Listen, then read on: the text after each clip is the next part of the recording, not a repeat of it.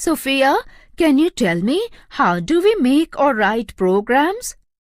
Romy, to write programs, we need to follow certain steps. Please let me know about these steps. Yes, Romy. These steps are taken either through algorithm or through flowchart. Let us learn about this in the chapter.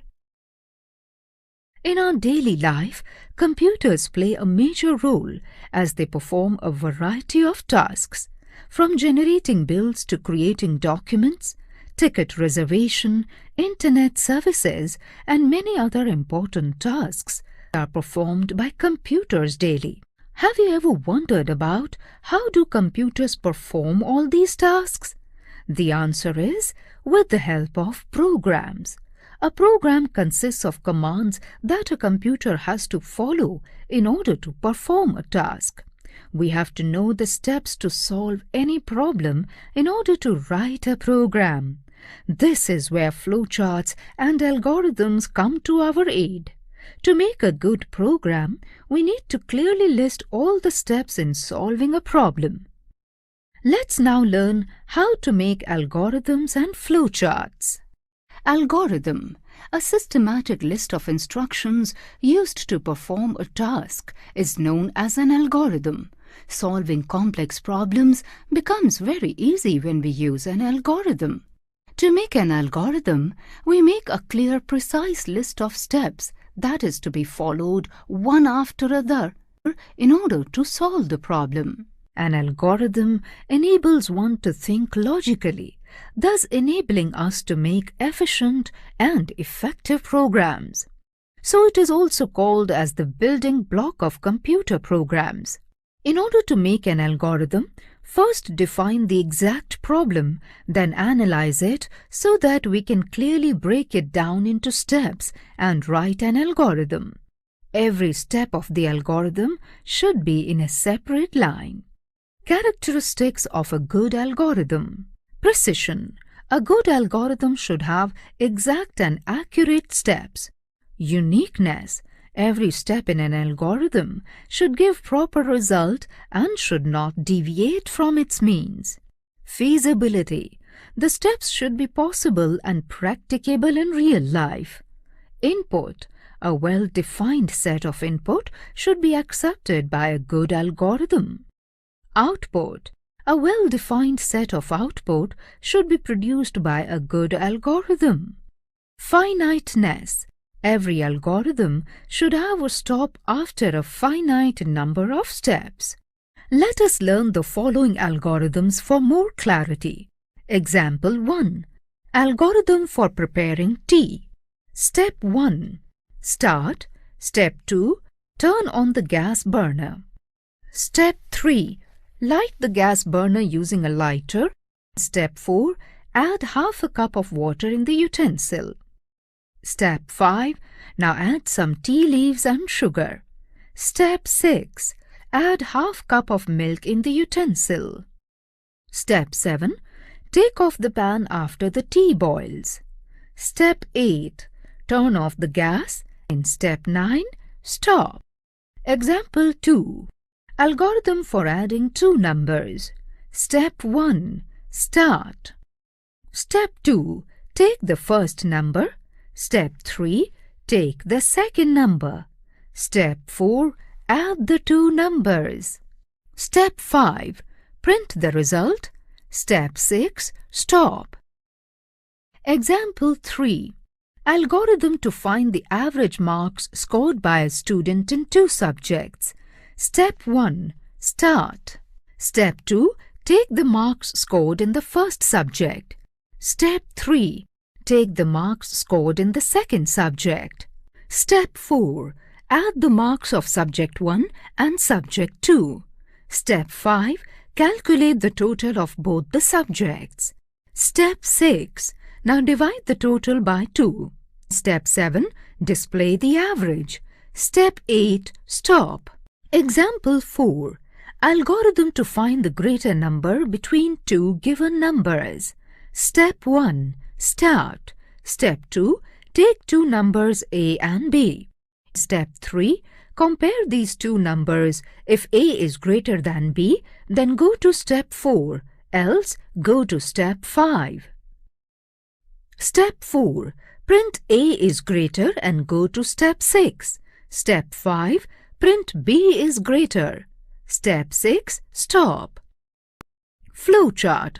Just like an algorithm, a flowchart is also a method for solving a problem.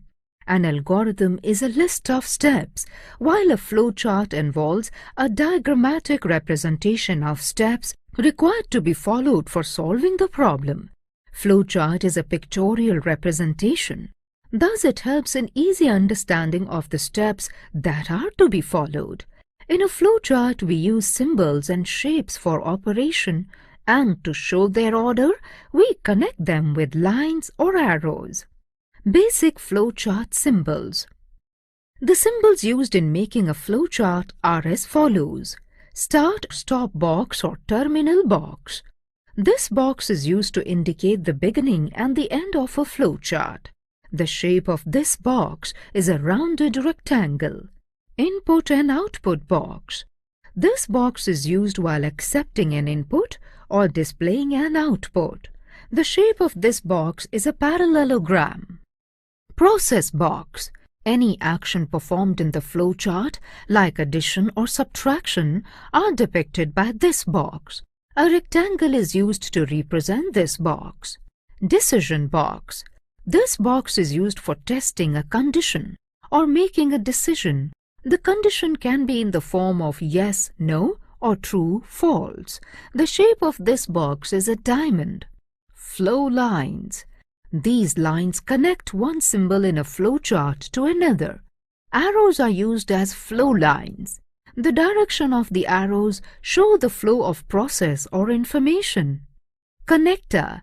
Sometimes a flowchart is long and may fill up many pages. In such a case, a connector is used. This symbol connects one part of the flowchart to another. A circle is used to represent a connector. Rules to draw flowcharts. Following are some rules to draw flowcharts.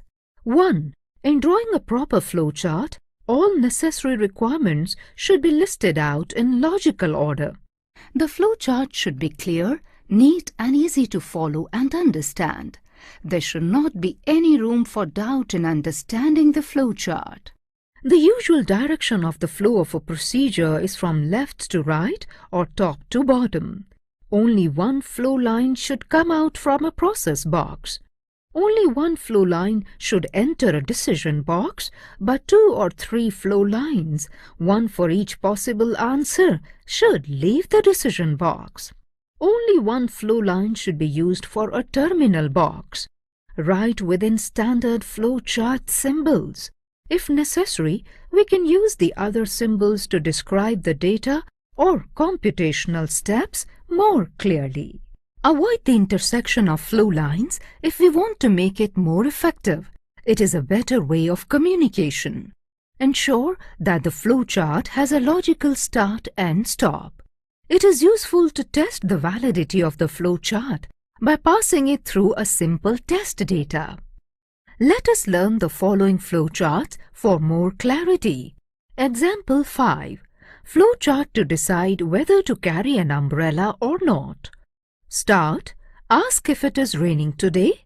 Is it raining? If yes, carry an umbrella. Stop. If no, leave the umbrella at home. Stop. Example 6. Flowchart to find the greater number between two given numbers. Start. Read two numbers A and B. Is A greater than B? If yes, A is greater, print A, stop. If no, then B is greater, print B, stop. Example 7. Flowchart to find whether a student has passed or failed in the examination. Start. Enter the total marks M. Is M greater than equal to 40? If yes, student has passed. Stop. If no, student has failed. Stop. Problem solving using flowchart and algorithm. Example 8. Algorithm and flowchart to reach school. Algorithm. Step 1. Start. Step 2. Wake up early in the morning. Step 3. Go to the washroom. Step 4. Brush your teeth. Step 5. Take a bath. Step 6. Wear your uniform. Step 7. Have your breakfast. Step 8. Pack your bag. Step 9. Reach the bus stand. Step 10. Take the bus and reach the school. Step 11. Stop. Looping. Looping means to repeat a set of instructions until a specific condition is fulfilled. Let us consider an example where we want to print our name 100 times. In this case, the flowchart will be very long. So we can use counter. A counter is used to count the number of times a process is being repeated. The counter is a variable and gets incremented a number after each repetition. This repetition is called looping. In the example, when the value of the counter becomes equal to 100, it will get out of the loop.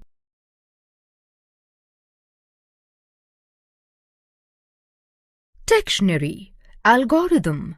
A systematic list of instructions to perform a task. Flowcharts, a pictorial representation which helps in easy understanding of the steps needed to be followed. Looping, repeating a set of instructions until a specific condition is fulfilled. Let's refresh. A set of clear instructions is known as an algorithm. A diagrammatical representation of steps used in solving a problem is called a flowchart. Good programs can be easily made if the algorithm or a flowchart is good and accurate. Symbols and shapes are used in a flowchart for the operation and arrows that are used to connect them. Looping means to repeat a set of instructions until a specific condition is fulfilled. A counter is used to count the number of times a process is being repeated.